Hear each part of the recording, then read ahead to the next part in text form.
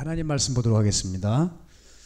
여러분 가지고 계신 성경 출애굽기 1장 8절에서 21절까지입니다. 출애굽기 1장 8절에서 21절까지 보겠습니다.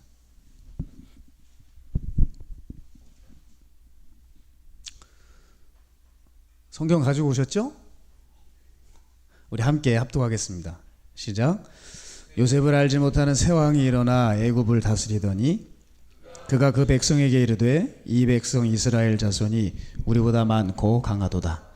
자, 우리가 그들에게 대하여 지혜롭게 하자. 두렵건대 그들이 더 많게 되면 전쟁이 일어날 때에 우리 대적과 합하여 우리와 싸우고 이 땅에서 나갈까 하노라 하고, 감독들을 그들 위에 세우고 그들에게 무거운 짐을 지워 괴롭게 하여 그들에게 바로를 위하여 국고성 비돔과 라암셋을 건축하게 하니라. 그러나 학대를 받을수록 더욱 번성하여 퍼져나가니 애굽 사람이 이스라엘 자손으로 말미암아 근심하여 어려운 노동으로 그들의 생활을 괴롭게 하니 곧 흙 이기기와 벽돌 굽기와 농사의 여러 가지 일이라. 그 시키는 일이 모두 엄하였더라. 애굽 왕이 히브리 산파 시브라라 하는 사람과 부하라 하는 사람에게 말하여 이르되 너희는 히브리 여인을 위하여 해산을 도울 때에 그 자리를 살펴서 아들이거든 그를 죽이고 딸이거든 살려두라. 그러나 산파들이 하나님을 두려워하여 애굽 왕의 명령을 어기고 남자 아기들을 살린지라. 애굽 왕이 산파를 불러 그들에게 이르되 너희가 어찌하여 이같이 남자 아기들을 살렸느냐. 산파가 바로에게 대답하되 히브리 여인은 애굽 여인과 같이 아니하고 건장하여 산파가 그들에게 이르기 전에 해산하였더이다 하매, 은혜를 베푸시니 그 백성은 번성하고 매우 강해지니라. 그 산파들은 하나님을 경외하였으므로 하나님이 그들의 집안을 흥왕하게 하신지라. 아멘. 여러분 반갑습니다. 여러분 반갑습니다. 네, 오늘 이영학 목사님이 저를 이렇게 소개해 주셨는데, 저도 동일한 마음입니다. 근데 소개해 주실 때 너무 과분하게 해 주셔가지고 우리 젊은이들이 참 많이 기대를 할까봐 걱정인데 기대는 하지 마세요. 우리 이영강 목사님은 산기도 동지예요.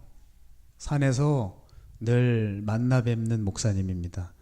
서로 생사를 확인하는 때가 산에서 생사를 확인할 때가 있어요. 요즘에 안 보이신다 그러면 산에 가면 봬요.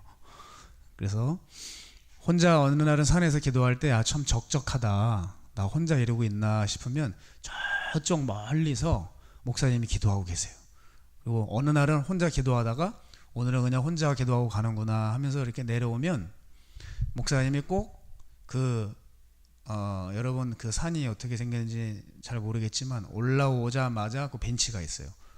산에 내려가는 그 무렵에 목사님이 늘 기도를 하고 계셨어요. 그래서 목사님이 기도하는 모습을 보면서 위로도 받고 도전도 받고 그렇게 시간을 함께 했던 시간인 그런 기억이 납니다. 그래서 제가 요번에 이 교회로 오면서 되게 마음이 편했어요. 보통 이제 집회다 그러면 긴장도 하고 좀 많이 이제 생각이 많이 들지 않겠어요? 근데 마치 우리 교회를 오는 것처럼 너무 마음이 좋고, 또 우리 목사님이 목회하시고 목양하는 우리 젊은이들이라 기대가 됐어요. 네, 여러분 오늘 정말 기대가 많이 됩니다. 여러분도 기대가 돼요? 우리 편안하게 하죠. 서로 오랜만이 아니라 처음 보는 사람이지만 편안하게 했으면 좋겠어요. 자, 여러분 저는요 안모태입니다. 안모태가 뭐냐면 모태신앙이 아닌 게 안모태예요. 저는 어머니가 3살 때 저를 교회에 데려가셨어요. 그래서 그 영광스러운 모태신앙은 아니에요. 그런데 하나님이 저에게 은혜를 주셔서 초등학교 때 신앙이 진짜 좋았어요. 근데 초등학교 때까지는 너무 좋았는데 중학교 때 가면서 헛바람이 들었어. 무슨 헛바람이 들었냐면 성공을 하고 싶은 거예요. 그러니까 성공을 하는데 어떤 순수한 성공이라기보다도 어떤 내 마음의 어떤 상처나 억눌림들로부터 자유하고 싶은 성공, 그리고 예수님을 이용해서 성공을 이루어야 되겠다는 그런 잘못된 생각에 사로잡혀 있었어요. 그렇게 어떤 중고등학교 시절을 예수님을 믿어도 뭐 그렇게 깊이 믿지 못하고 지지부진하게 보냈던 것 같아요. 지금 보면 그땐 내가 열심히 했다고 하는데 지지부진했던 것 같고, 그리고 어느새 청년이 되었어요. 청년이 됐는데 어렸을 때부터 신앙생활을 하다 보니까 교회 생활을 잘 알 거 아니에요? 근데 교회를 가면 정말 답답한 게 한 가지가 있었어요. 이게 뭐냐면, 여기 청년들 있으면 손 좀 들어봐요. 청년들, 나 청년이다. 청년들. 예. 그럼 나머지 청소년이죠? 여기도 그런지 모르겠지만 청년 예배 드리고 나면 모임 해요, 안 해요? 소그룹끼리 모여요, 안 모여요? 모이죠. 목사님도 청년의 시절이 있었거든요. 청년 예배 드리고 나면 꼭 소그룹 모임을 해. 근데 그걸 하라는 거예요, 나보고. 근데 그게 너무 하기 싫은 거야. 그냥 딱 가면, 여기는 아닌데 제가 어렸을 때 다녔던 그 교회에 보면 그 청년들은 딱 얼굴을 봐도 딱 교회 다니는 애들이야. 여러분, 그 이해가 안 갈지 모르겠어요. 그냥 교회를 가보면 쟤는 교회 다니는 애다, 이렇게 생긴 애들이 있어요. 뭐 지금은 많이 교회들이 세련돼진 것 같아서 없는 것 같아도, 이것저것 다니다 보면 쟤는 진짜 무조건 쳐다만 봐도, 생긴 것만 봐도 교회 다니네. 정말 그런 애들만 모아놓은 교회에 있었어요, 제가. 그러니까 올망졸망 다 모여가지고 나눔을 하는데, 처음에 가가지고 저보고 형제님이라는 거야. 형제님, 자매님. 그런데 그 애가 진짜 오글거리는 거예요.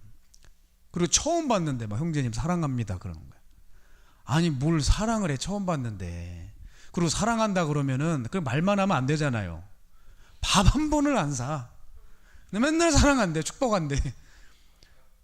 오히려 제 돈을 요구하면 요구했지, 정말 재미가 없었어요. 그리고 나눔하자 그러면 앉아가지고 할 얘기도 없고, 무슨 생각이 목사님 머릿속에 있었냐면, 내가 이 나눔을 한다고 해서 내 인생이나 내 경력에도 이제 무슨 도움이 있어. 내 인생이 지금 이 얘기를 한다고 지금 이렇게 소그룹에서 이런저런 말이 오고 가는데 뭘 내 인생을 달라지게 할까, 이런 생각이 아주 가득 찼어요. 근데 지금 와서 좀 후회가 돼요. 그때 좀 진지하게 얘기 좀 했으면 제 인생이 이렇게 낭비하지 않았을 텐데 하는 거예요. 결론부터 말씀드리면, 그렇게 사람들이 가기 싫어하고 교회에 깊숙이 들어가면 들어갈수록 때로는 짜증나고 내가 이걸 왜 해야 되나 하는 그 교회가 여기 있는 이 목사님을 인생을 완전히 바뀌게 했어요. 교회가 인생을 바뀌게 했어요. 지금 제 이야기가 우리 학생들에게 마음에 와닿지 않을 수도 있어요. 왜냐하면 얼마나 지금 청소년 때, 청년 때에 내 가치관이 딱 잡히고 내 생각과 계획이 많겠어요. 그렇죠? 여기 청소년들도 있지만 청소년들 안에도 꿈이 많죠? 없어요? 이거 봐요. 지금 듣고 있어요? 청소년들 안에도 나름대로 꽤 고민하고 생각해서 계획이 있고 꿈들이 있단 말이에요. 그렇죠? 내가 그 꿈을 가지려고 나름대로 노력하고 고생했죠? 우리 형제. 그렇기 때문에 여러분의 꿈은 존중받아야 됩니다. 네, 존중받아야 되는 건 맞는데 그 꿈은 살짝 한번 교정될 필요는 있겠어요. 뭐 이 시간에 목사님이 여러분의 야심차게 그 계획한 꿈들을 다 깰 수는 없어요. 그런데 생각은 한번 해볼 필요가 있겠다는 거예요. 생각을 한번 해볼 필요가 있겠다. 지금 목사가 돼서 영화를 잘 안 보지만 2001년도에 있어요. 여러분 여기 2001년도에 태어나서 이 지구에 살았던 사람 있어요? 있어? 있네요. 그러면 손 안 든 청소년들은 2001년이 뭐야 이런 거예요 지금? 2001년도에 있었어요. 그때 미국에서 한 영화가 있었습니다. 그게 베가번스의 전설이라는 영화예요. 거기에 명대사가 하나 있어요. 잘 들어봐요. 모든 것의 의미는 사실 아무 의미도 없다는 데에 있다. 한국말이지만 진짜 어렵지. 다시 한번 얘기해 줄게. 모든 것의 의미는 사실 아무 의미도 없다는 데에 있다. 이렇게 자막이 있었어요. 하여간 그 번역자가 그지같이 번역을 한 거야. 도대체 한국말인데도 헷갈리잖아. 풀어서 설명해 줄게. 그러니까 이겁니다. 모든 것이 의미가 있을 것 같긴 한데 실상은 아무 의미도 없다는 거예요. 이해됐죠? 나 같은 사람을 번역자를 써야 되는데 내가 영어가 안 돼가지고 날 안 불렀어. 이게 뭔 얘기냐면 인생의 공허함을 표현하는 거거든요. 내가 중요하게 생각하고 애착을 갖는 것이 의미가 커야 돼. 안 그렇습니까? 우리 형제님, 자매님, 그쵸? 우리 학생들 그렇잖아요. 내가 꿈을 힘들게 기도하면서 하나님께 또 마치 응답받은 것 같으면서 꿈을 정했단 말이야. 그럼 내 꿈은 어때? 무조건 의미가 커야지. 무조건 훌륭해야 된단 말이야. 근데 이게 생각보다 의미가 없다는 거죠. 자, 여러분, 목사님도 정말 꿈이 있었을까 없었을까요? 저는 꿈이 너무 구체적이어서 탈이었어요. 그래서 꿈과 계획만 세우다가 공부를 안 하는 누를 범했어. 너무 책상에 앉으면 계획만 열심히 잡아. 실행을 해야지. 아직도 기억나요. 목사님이 예전에 학창시절 때 열심히 책상에 앉아가지고 A4 용지 하나를 놓고 계획을 잡는 거야. 근데 계획을 1시간 반, 2시간을 잡아. 그러다가 너무 계획을 많이 잡으니까 피곤해져. 그러니까 졸려서 자. 그걸 저희 어머님이 늘 보셨거든요. 어느 날도 책상에 앉아가지고 또 A4 용지를 놓고 계획을 잡는 거야. 그리고 한참 잡고 있는데 우리 어머니가 눈치를 챈 거지. 제 방을 이렇게 걸레질을 하고 있었어요. 걸레질을 하시다가 그러더라고요. 갑자기 일어나시더니 걸레를 탁 던지더니 그냥 책을 봐. 그냥 책을. 그러시더라고. 맨날 계획만 잡고 책은 안 피고 있으니까 어머님 답답했던 거죠. 자, 그렇게 좀 엉터리 같은 시간을 보내고 그러면서 좀 제 꿈도 좀 여물어 갔어요. 그래서 꿈을 잡았어요. 뭐가 되고 싶었냐? 내가 사실 얘기를 안 하려고 그랬는데 그냥 해야 되겠어. 너무 집중을 하려서 고마워서 한의사가 되고 싶었어요. 왜 한의사가 되려고 그러냐? 하여간 그때 그게 인기였어. 그때 그게 무조건 인기였어. 허준이란 드라마가 딱 나오면서 그냥 한의대 열풍이 대한민국에 휩쓸었다고. 나도 성공하고 싶다고 아까 그랬잖아요. 그죠? 근데 성공하고 싶은데 어떻게 하면 성공할 수 있을까 생각했어요. 우리 아버지는 재벌이 아니더라고. 중소기업 회장도 아니야. 그러니까 나는 천상 어떻게 돼요? 자수성가해야 되는 거지. 내가 혼자 성공해가지고 잘 먹고 잘 살고 적절한 인정을 좀 받고 뭐 어떤 직업을 선택하면 될까? 한의사가 좋더라고.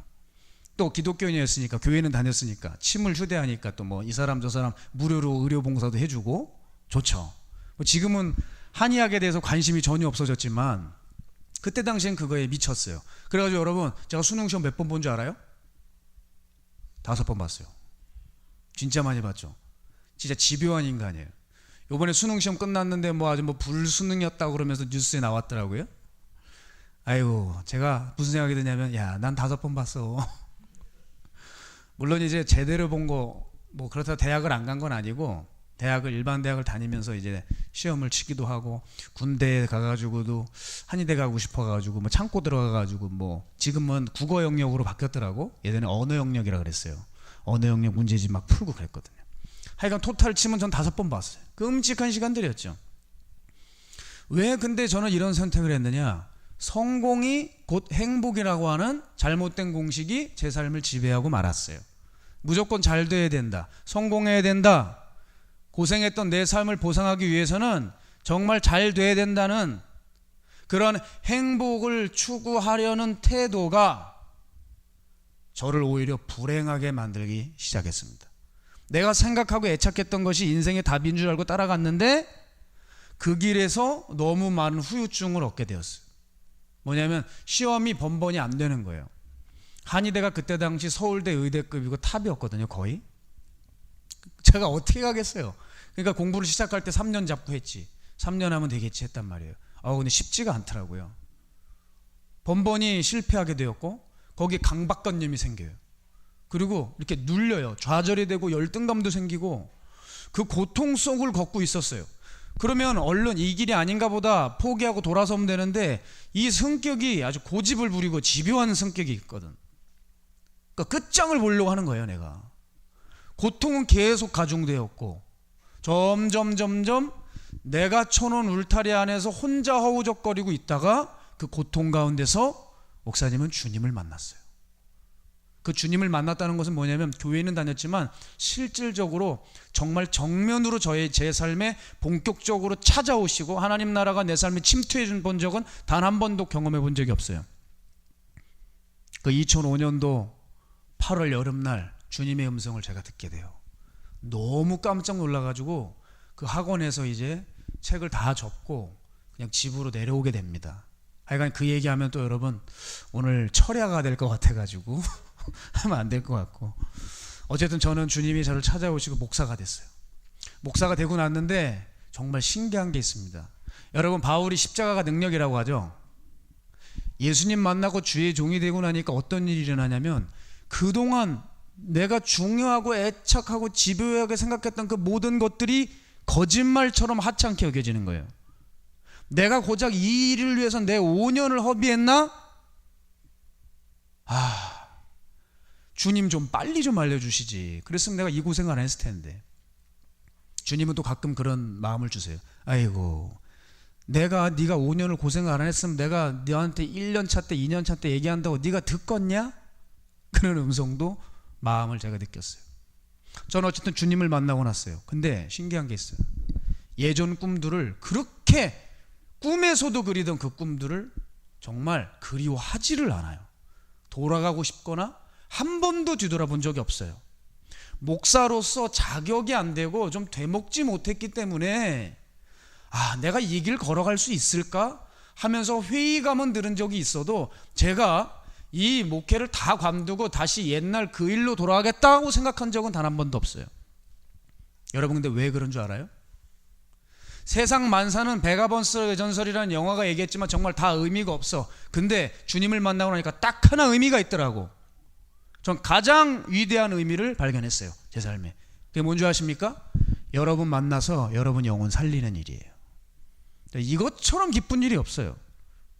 거리로 뛰어나가서 정신 못 차리고 자기 갈 길 걸어가는 청소년 애들 복음으로 외치고 뭐 듣든지 안 듣든지 뒤통수에 대고 복음 전하고 찬양 불러 제끼고 할 때, 그래서 한 영혼이라도 건져오게 될 때, 지옥 갈 영혼인데 그 영혼 복음으로 건져서 예수님 품에 탁 안겨드릴 때, 저는 이게 가장 의미 있는 일이었어요.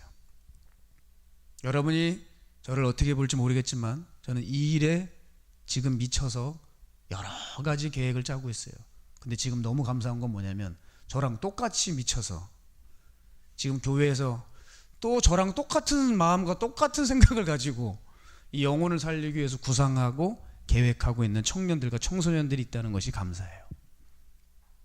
사랑하는 여러분, 우리 동일한 같은 사람들이 되기를 원합니다. 자, 다시 아까 교회 생활을 하면서 느꼈던 마음을 좀 다시 끄집어낼게요. 빨리 설교를 맞춰주려고 하는데 시간이 또 많이 간 것 같아. 좀 마음이 바빠요. 자, 교회 오면 무슨 마음 들어요? 제가 느꼈던 마음이 여러분도 느끼는 사람 있을 거예요. 따분해요. 지루하고. 교회 다닌다고 뭐가 달라지나? 예수 믿는다고 내가 원하는 꿈을 이루나? 내가 행복해지나? 내 인생이 피고 잘 되나? 답이 안 나올 것 같아요. 그렇죠? 그런데 여러분, 이거를 알아야 돼요. 그러면 여러분이 원하는 꿈을 이뤄주는, 그리고 이 눈에 보이는 이 세계, 여러분이 마음에 담아두고 있는 어떤 그 사람들, 인물들, 여러분, 근데 이게 그렇게 완벽한 세계와 사람들이 아니라는 걸 알아야 돼요. 우리 눈에 보이는 세계는 넓고 광활해 보이고 때로는 아름답고 화려해 보이고 세련되니까 마음을 홀딱홀딱 뺏기죠. 세상에서 이름 났다고 하는 사람들 되면 청소년들은 막 그 사람이 되고 싶어 하잖아요. 근데 여러분, 이게 다가 아니에요. 이 보이는 세계에 마음 빼앗기지 말란 말이에요. 보이지 않는 세계가 있어요. 그게 영적 세계예요. 하나님은 제 비루한 삶에 찾아오셔서 그걸 알려주셨어요. 보이는 이 세계를 휘어잡고 있는 세계가 있다. 그게 바로 영적 세계라는 거죠. 여러분, 지금 우리나라가 지금 조용한 것 같아도 예전에는요, 남과 북이 아주 신랄한 첩보전이 벌일 때가 있었어요.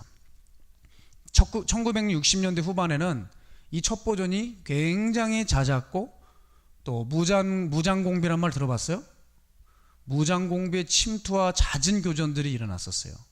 그게 1990년대 후반까지 일어났어요.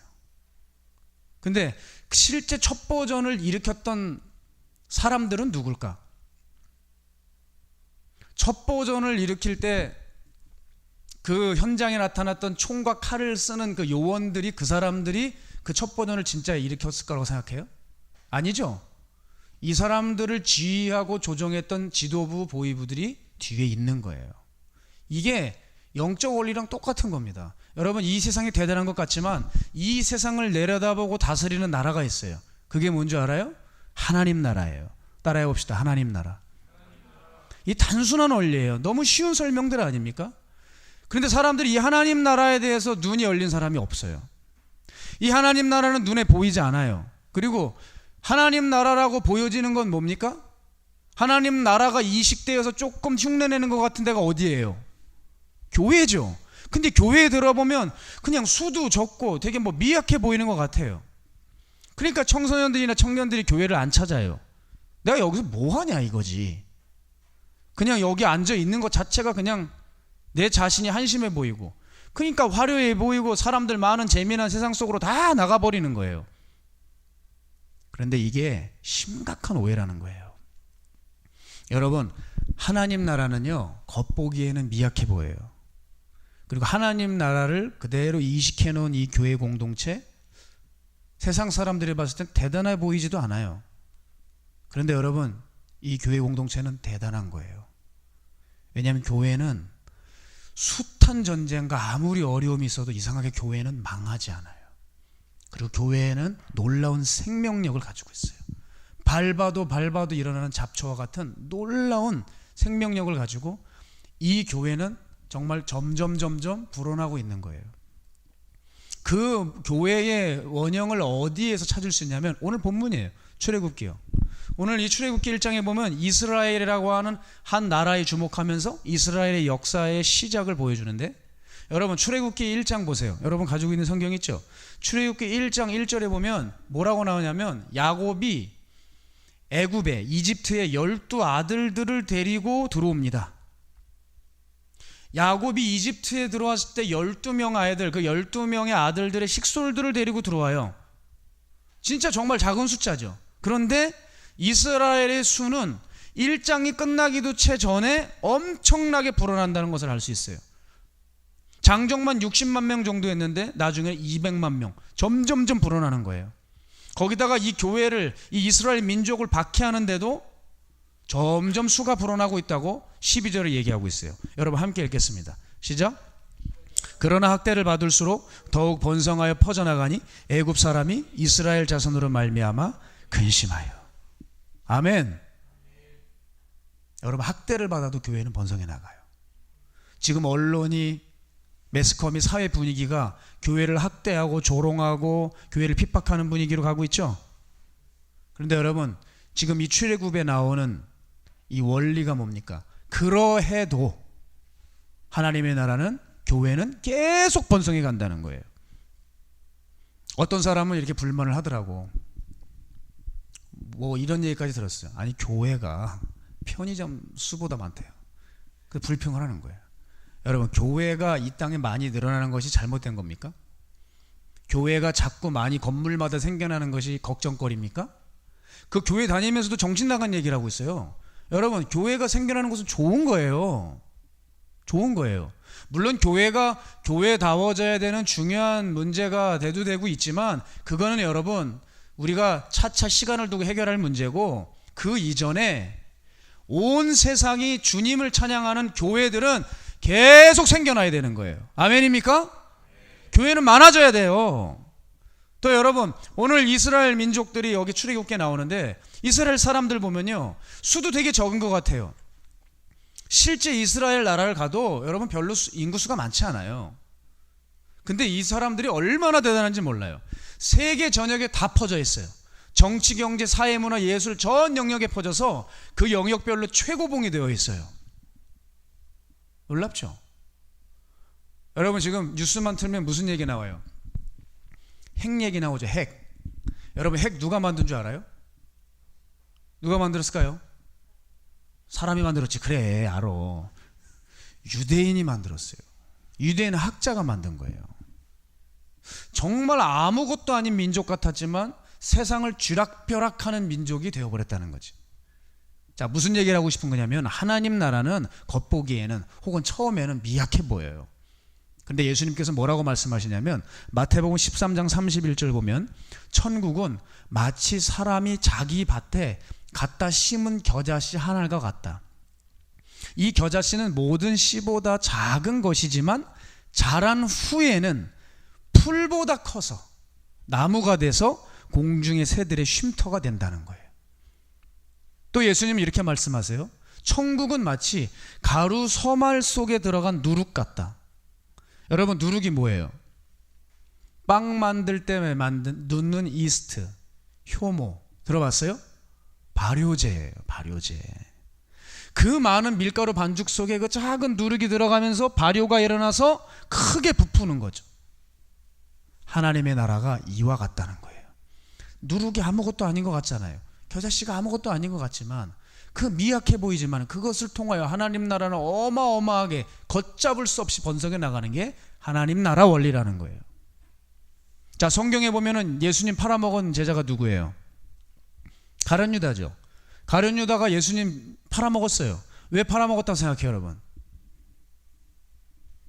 가룟 유다는 예수님이 선택한 12제자들을 데리고 다니셨는데 이 12제자들을 데리고 이 코올리개들을 데리고 과연 어떻게 세상을 바꿀까, 이거에 대한 심각한 염증을 가지고 있었다고. 이런 일이 일어날 것 같지 않았어요. 그리고 예수님이 하는 일마다 사사건건 다 저거 해서 뭐하나 싶은 거예요. 예수님의 12제자를 통해 뭘 할까 싶었어요. 그러니까 예수님 확 팔아버렸잖아요. 그런데 어떻게 됩니까? 가룟 유다 그렇게 죽고 새롭게 선출된 마띠아, 그렇게 해서 12명의 제자들이 초대교회를 탄생시켜요. 세상을 변화시켰던 초대교회.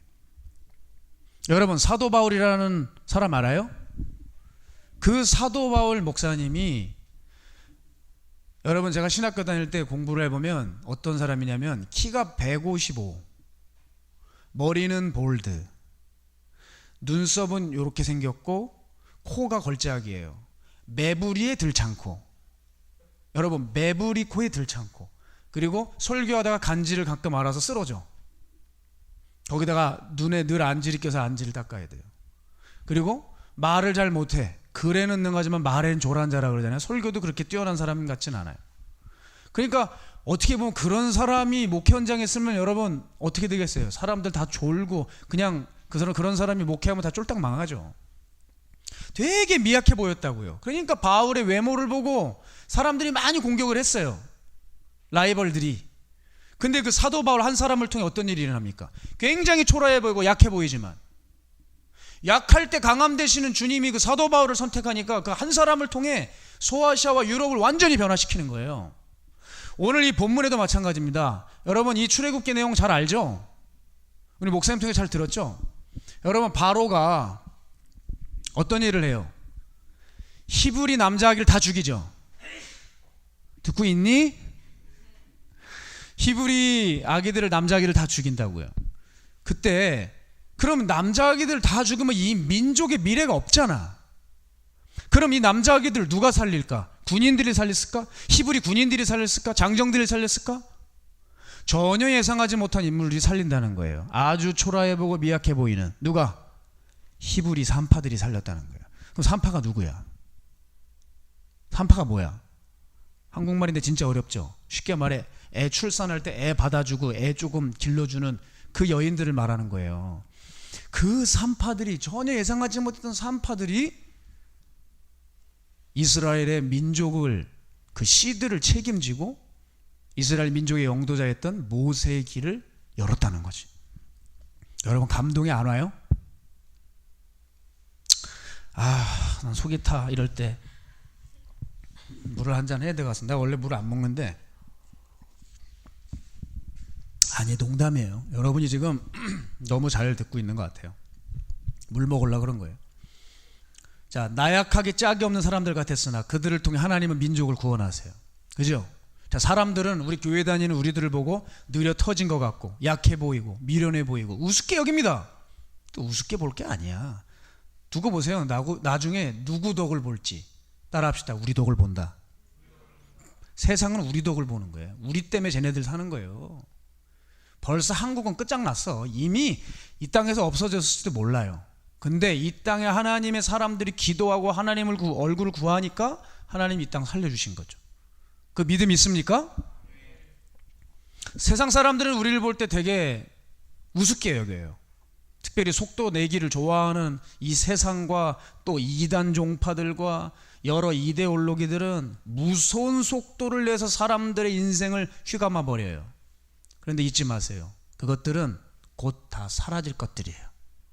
그런데 우리는 마치 느려 보이고 어리석어 보이고 특별히 하나님 나라가 이 땅에 도래한들 무슨 일이 있을까 하지만 그 하나님의 나라는 느린 속도로 가고 때로는 주저하는 것 같을지 모르겠지만 그건 계속 걸어갑니다. 천국은요 역사적으로 이래요. 마치 있는 듯 없는 듯 해 보여요.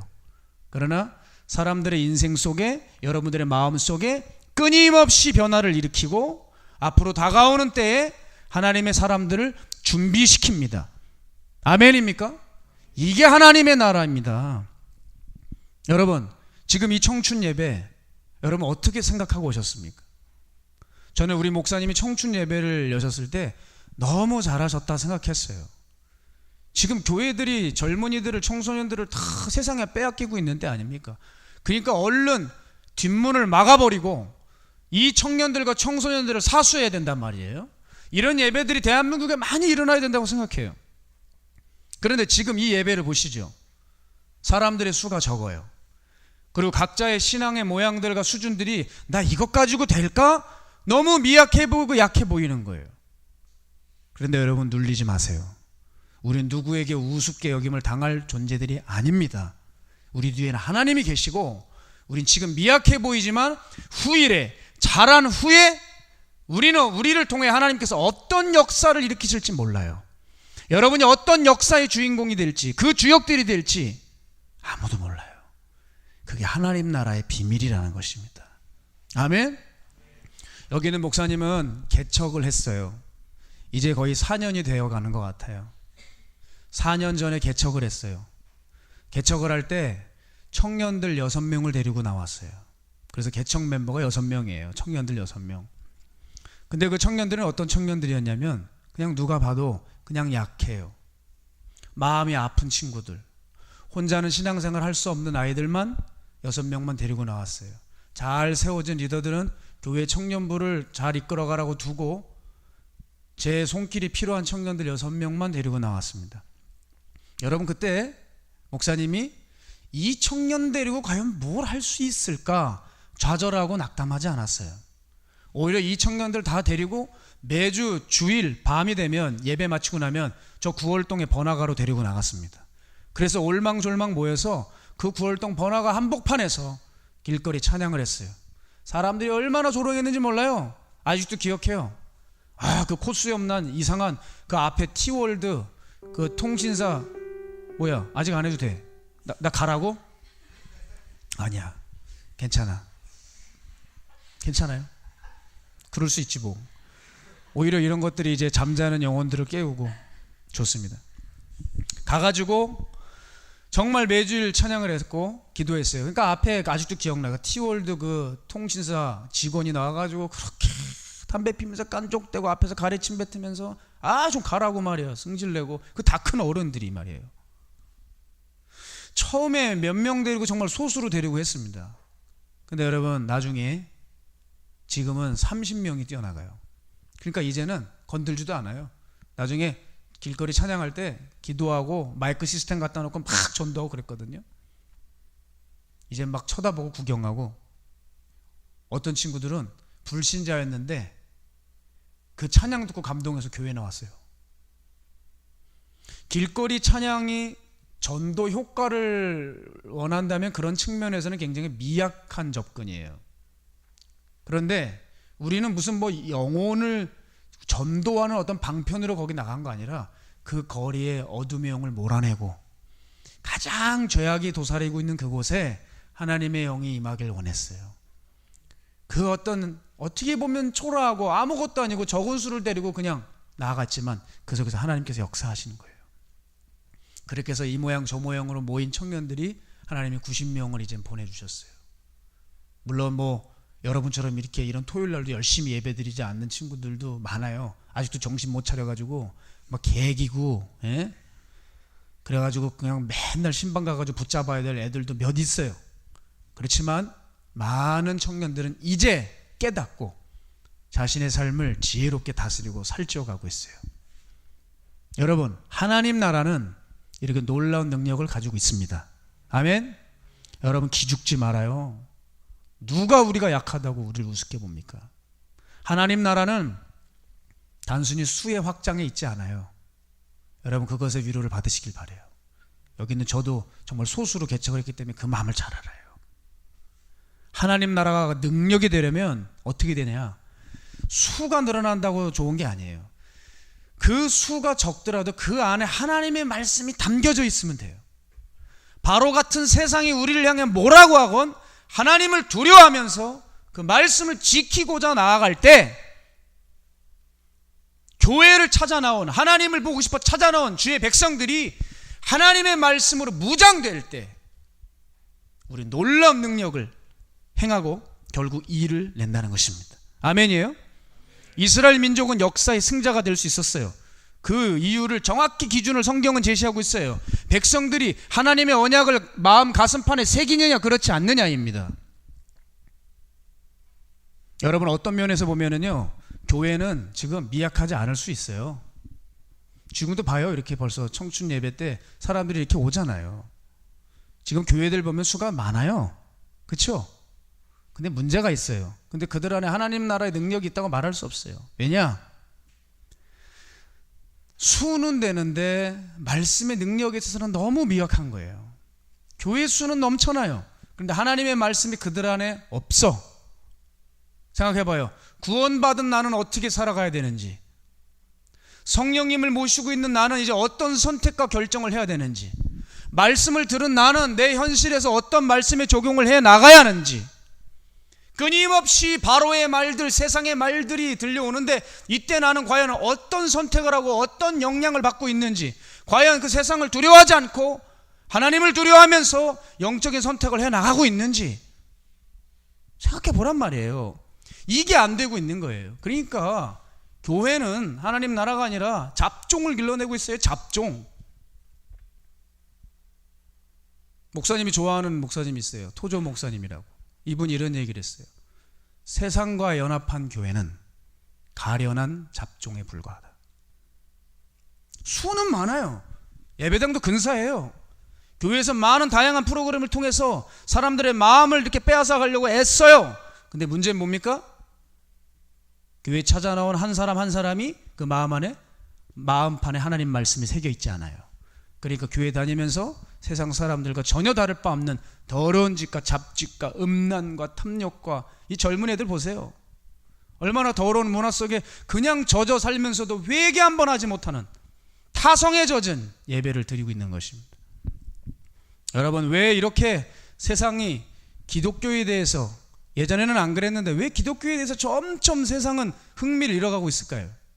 이거죠. 교회가 교회의 맛을 못 내는 거예요. 하나님의 말씀과 이 복음의 진리를 목숨처럼 받들고 이 말씀으로 무장해서 가슴에 새긴 사람이 없기 때문에 교회 안에는 예수 믿어도 아무런 일도 일어나지 않는 거예요. 그러니까 교회 다니는 사람도 교회 다녀도 아무런 일도 일어나지 않으니까 서로 흥미가 없어요. 그러니까 교회에서 하나님을 느끼지 못하니까 엉뚱하게 문제 생기면 점집 가는 거예요. 예? 아니, 왜 하나님의 백성들이 점집을 가요? 아주 그냥 최악의 선교사님은 점집 가가지고 무당한테 가서 나 어디 선교지를 가야 되냐 그것까지 물어본대잖아요. 말도 안 되는 세상이 왔죠. 사람들에게 예배는 뭐예요? 성가신 문화생활에 불과한 것으로 전락했어요. 여러분, 크리스찬의 자존심을 지켜야 돼요. 아멘입니까? 크리스찬의 자존심을 지켜야 돼요. 우린 바로 같은 세상의 말을 듣지 않아야 돼요. 세상의 유행과 문화에 우리의 신앙을 팔아먹어서는 안 돼요. 우리는 그냥 미약하고 초라해 보일지 모르겠지만 하나님 두려워하는 마음으로 그저 산파와 같이 내가 있는 자리에서 주의 말씀을 새기고 그분을 따르기로 결정하는 삶을 살아가야 되는 거예요. 반드시 기억하세요, 여러분. 하나님 말씀을 받아들이지 않으면 어떻게 되느냐? 세상 사람들이 우리를 우습게 보이고 정말 미약하게 보잖아요. 진짜 미약한 존재가 돼요. 진짜 미약한 존재. 마치 배터리가 다 나가버린, 배터리 다 나가버린 애기들 장난감처럼 점점 속도가 줄어들어서 멈춰버리는 거예요. 모든 것이 다 갖춰졌어도 내가 듣지 않고 말씀에 내가 사로잡힐 마음이 없으면 아무런 일도 일어나지 않아요. 또 여기 와서 시간 낭비하고 있는 거예요. 여러분이 지금 오늘 이 시간에 하나님의 말씀을 받아들이지 않으면 여기서 진짜 제일 불쌍한 것은 우리 주님과 두 번째는 저일 거예요. 그렇죠? 제가 마음 편히 왔지만 그래도 나름대로 최선을 다해서 지금 말씀을 전하고 있거든요. 여러분 받아들이길 바라요. 목사님에게는 아들이 하나 있어요. 이제 23개월 됐어요. 근데 얘는요, 남자아기인데 애가 너무 작아. 왜 그럴까요? 애가 너무 작아. 그러니까 대한민국에서 얘 나이 또래를 쭉 세워놓으면 키 작은 게 앞에서 14번째예요. 그러니까 너무 속이 타지. 왜 그럴까? 안 먹어. 지겹게 안 먹어. 여러분 여기 누구 애 밥 잘 먹이는 사람 있어요? 우리 집에 와가지고 애 좀 밥 좀 먹여줘라. 응? 얘 특징이 뭐냐면 근데 진짜 얘 정말 너무하는 것 같아. 지금 생각해도 목사님도 소고기를 잘 못 먹어요. 비싸니까. 우리 아내가 정육점 가서 소고기를 사와서 열심히 다져가지고 뭐 완자 비슷한 걸 만들어. 나는 하나도 안 줘. 그렇게 사역을 하고 와도 안 줘요. 근데 애를 위해서는 그렇게 잘 만들어. 얘가 근데 밥을 안 먹다가 소고기를 해놓으면 입에 넣어. 그럼 그때 내가 아빠고 남편인데 나 안 줘도 돼요. 애가 이거를 씹으니까 너무 행복해. 막 날아갈 것 같아. 근데 그 후에 어떤 일이 일어난 줄 알아요? 얘가 어떤 애인 줄 알아? 열심히 씹어. 웃으면서 씹어. 그러다가 다 뱉어. 그 다음에 손으로 다 이긴 다음에 다 지 그 식탁을 문대버려. 아무리 음식을 대줘도 얘 먹지를 않아. 그러니까 안 크더라고요. 여러분 이거와 우리가 똑같은 거예요. 목사님이 예전에 제가 좀 건강해 보일지 모르겠지만 이게 뼈다구들이 안 좋아. 그러니까 이 뼈다구가 안 좋은 걸 다 얘기하면은 한도 끝도 없어요. 그래서 이제 도저히 안 되겠다 해서 명의를 찾아갔어요. 명의를 찾아갔는데 약을 하나 딱 줘주더라고. 그래서 그 약을 타왔거든요. 이제 나을 거야. 명의에게 조언도 들었고 처방을 받았어요. 근데 목사님이 사역을 하느라 약을 못 먹었어. 어떻게 되겠어요? 안 낫지. 명의를 만나고 와도 약을 복용을 안 하니까 아무런 증상이 호전되지 않는 거예요. 이게 우리 신앙생활이랑 똑같아요, 여러분. 오늘 여러분도 솔직히 시간 내서 힘들게 왔잖아요. 그렇죠? 남는 게 시간이라도 힘들게 시간 내서 왔잖아요. 근데 지금 너무 중요한 얘기를 듣고 있는데 받아들이지 않으면 지금 이 꼴이 나는 거예요. 만약에 여러분 이겁니다. 내가 예수님의 말씀을 안 들으면 고상한 철학과 지식이 들어오는 게 아니야. 예수님의 말씀이 딱 안 들어오는 순간 결국 뭐가 들어오냐면 여러분들에겐 내 재미를 주는 거, 즐겁게 해주는 거, 좋아 보이는 거, 나를 더 잘 되게 해줄 것 같은 그거, 각종 여러분 앞에 그 선악과들이 그냥 쭉쭉 계속 어른거리면서 그거 가가지고 먹고 싶은 마음이 드는 게 그게 자연스러운 이치라는 거예요.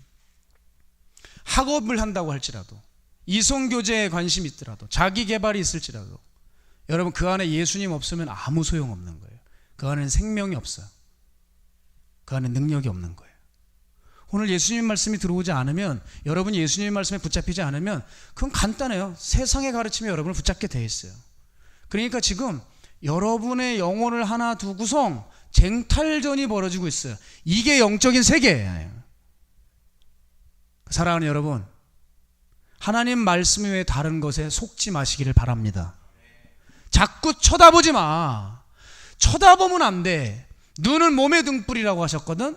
네 시선을 빼앗기면 네 몸이 다 전염돼. 인생이 전염돼. 그러니까 관심이 가는 것 같아도 자꾸 쳐다보지 마. 쳐다보면서 싸워보려고 하는 애들이 있어. 이게 되니? 안 됩니다, 여러분. 아예 쳐다보지 말아야 됩니다. 생각하지 말아야 됩니다. 아무리 맛있을 것 같아도 그거 입에 물었다가는 계속 탐하다가는 예수님 말씀 외에 다른 거 탐하다가는 그대로 인생 추락이에요.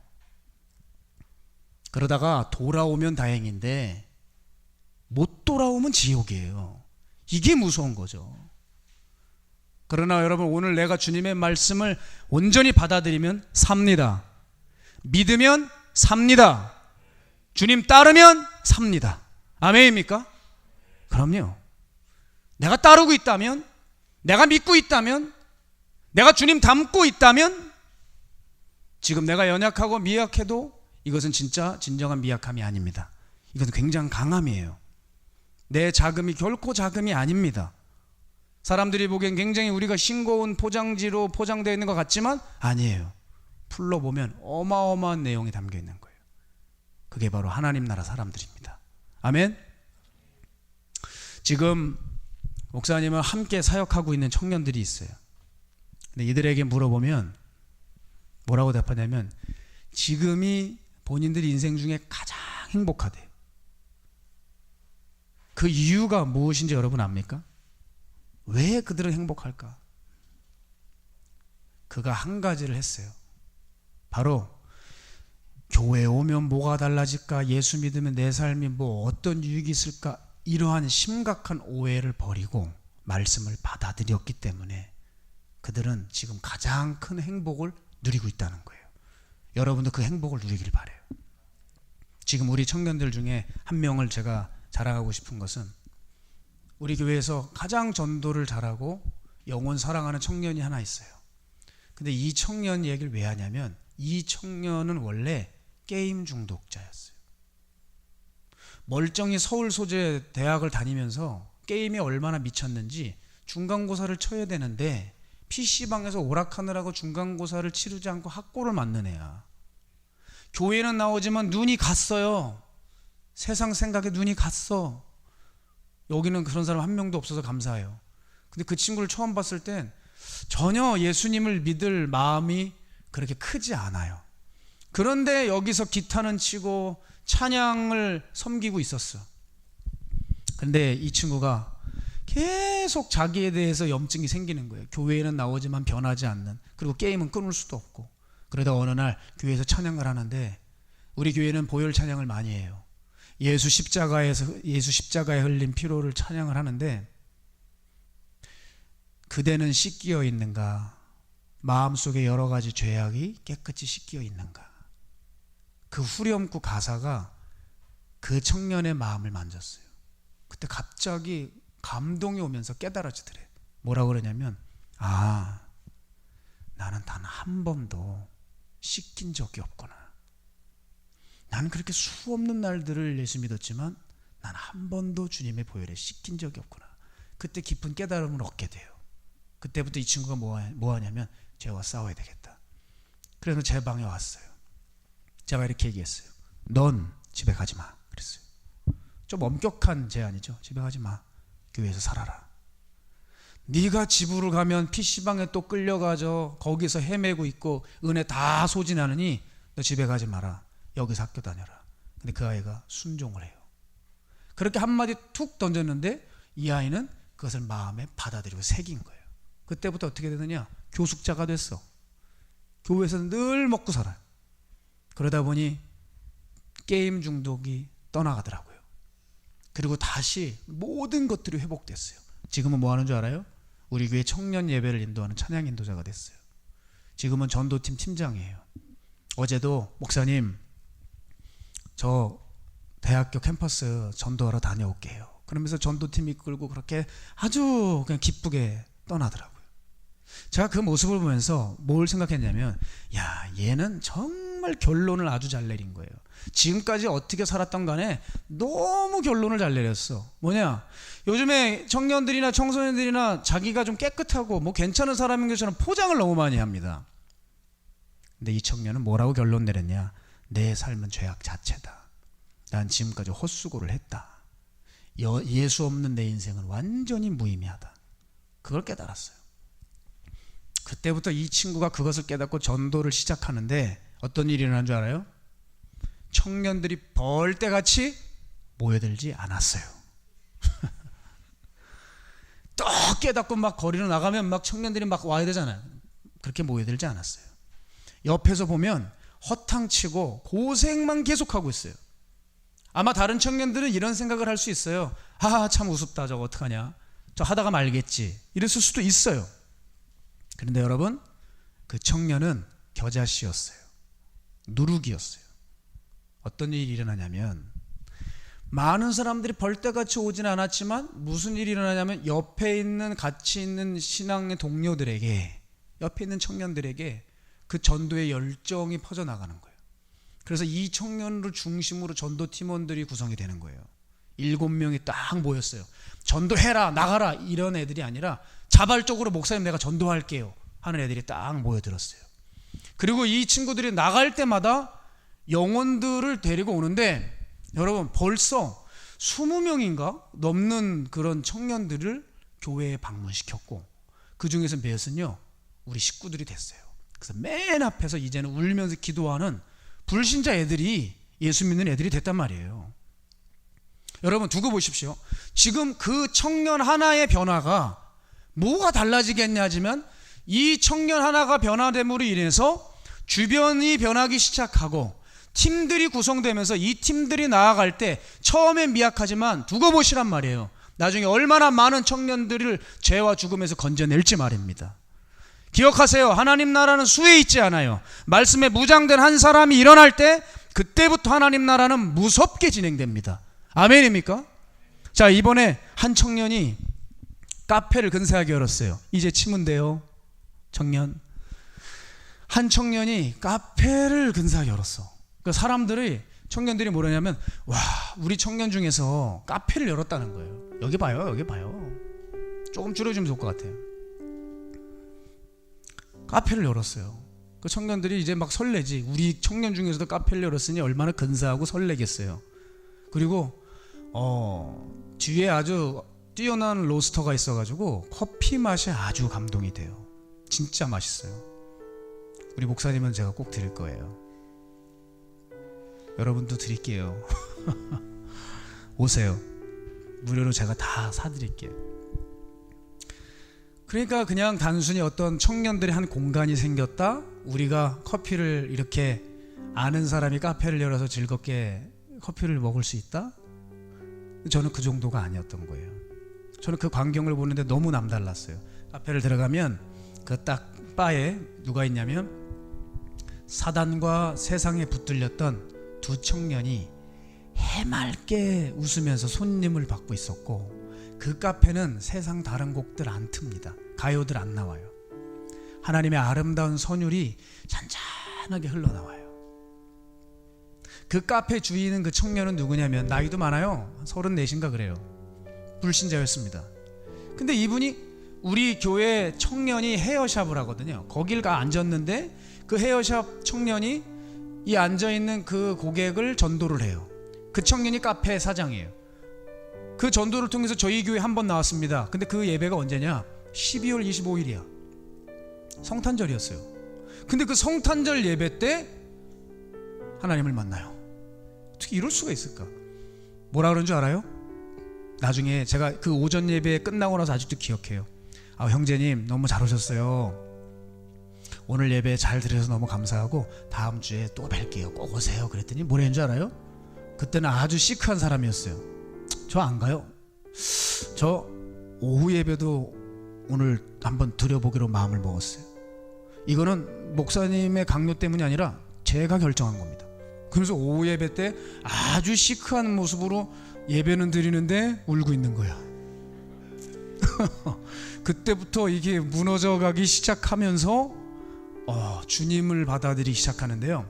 직장 생활을 하는 30대였는데 이 직장 생활하다 보면 어쩔 수 없이 그 술을 먹게 돼요. 근데 술을 먹다 보니까 그만 새벽까지 먹은 거야, 상사랑. 근데 그게 토요일 전날 밤이었던 거지. 이게 주일 전날이었던 거죠. 토요일 밤 늦게까지, 일요일 새벽까지 먹고 근데 예배를 드려야 되잖아요. 전 안 올 줄 알았어요. 단에 섰는데 설교를 하고 있는데 저기서 키가 엄청 큰 청년이에요. 187이야. 이렇게 걸어오는데 얼굴이 시뻘건데 나 술 먹었어도 주님, 난 예배는 드려야 되겠어요. 주님, 나 여전히 부족하고 미약하지만 주님, 나 예배 빠지고 싶지 않아요. 그 모습으로 걸어 나오는 거예요. 제가 그 모습을 보면서 지금도 그 청년이 그래요. 내가 당신 언제 가장 예뻤는 줄 아냐? 바로 그때다.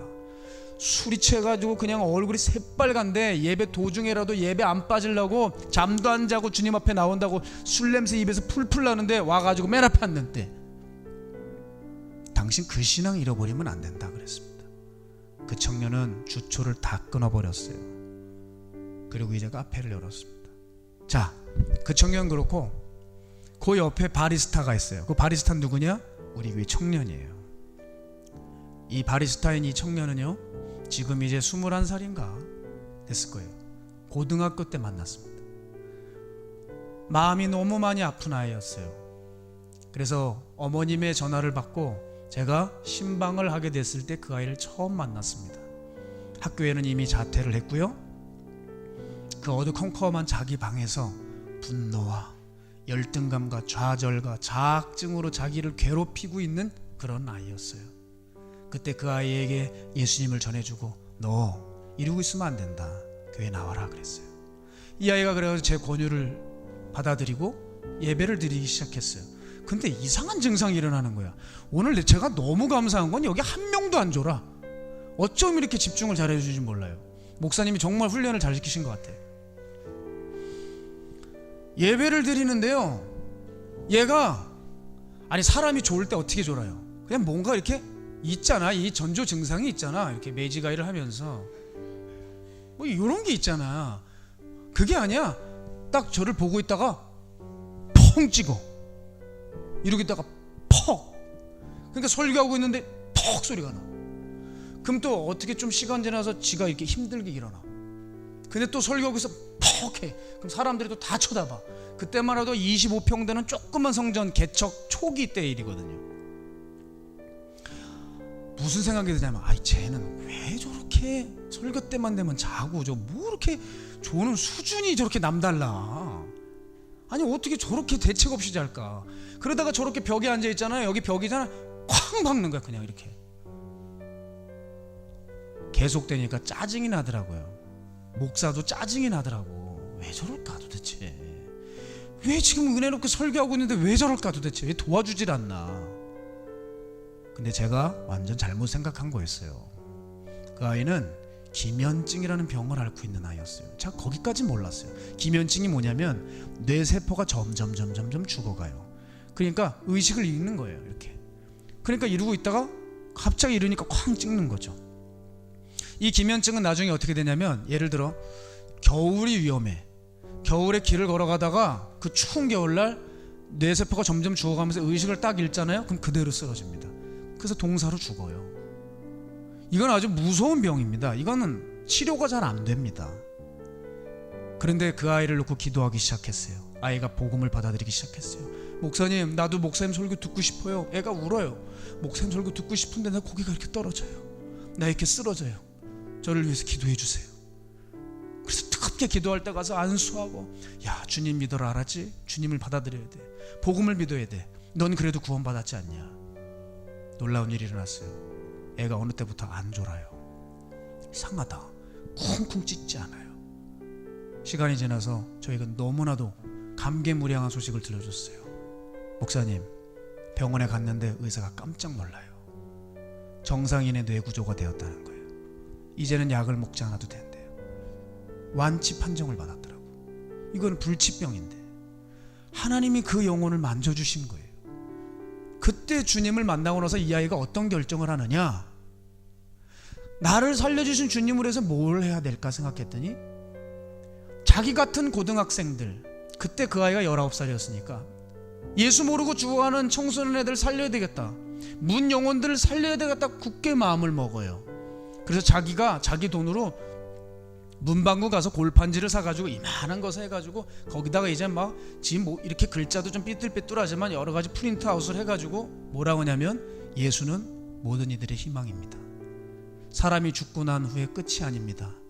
예수 믿고 구원받으세요. 그거를 적어놓고 이 아이가 19살 때부터 여러분 여기 주안역 아세요? 주안역 가서 날마다 서 있는 거예요. 그러면서 복음을 전하는 거예요. 그리고 신세계백화점 알죠? 그 사람들 많은 데 가서 이 아이가 늘 그걸 들고 서 있는 거예요. 하루 이틀 한 게 아닙니다. 2년을 넘게 지금까지 계속하고 있어요. 그러면서 이제 본인이 커피에 관심이 있다는 거예요. 그러면서 열심히 공부해서 따기 힘들다고 하는 이탈리안 바리스타 자격증을 땄어요. 그러니까 그 카페에 오면 이탈리안의 스타일의 커피를 받아 먹는 거죠. 그 카페를 갔는데 그 아이가 아주 젠틀하게 이제 말끔해져 가지고 이제는 여러 가지 질병들이 다 고침받고 그렇게 손님 한 사람 한 사람을 맡고 아주 어쩜 그렇게 젠틀하게 멘트도 잘하면서 사람들에게 계산을 해주고 카드를 주고 그 정말 전문가들이 그래요. 이 아이가 짜내는 커피가 제일 맛있대. 자기도 그 맛을 못 내는데 이 아이에겐 신기하대. 이 아이만이 그 맛을 낸다는 거예요. 하나님이 재능을 줬나 봐. 그 카페에 들어갔을 때 무슨 마음이 들겠어요?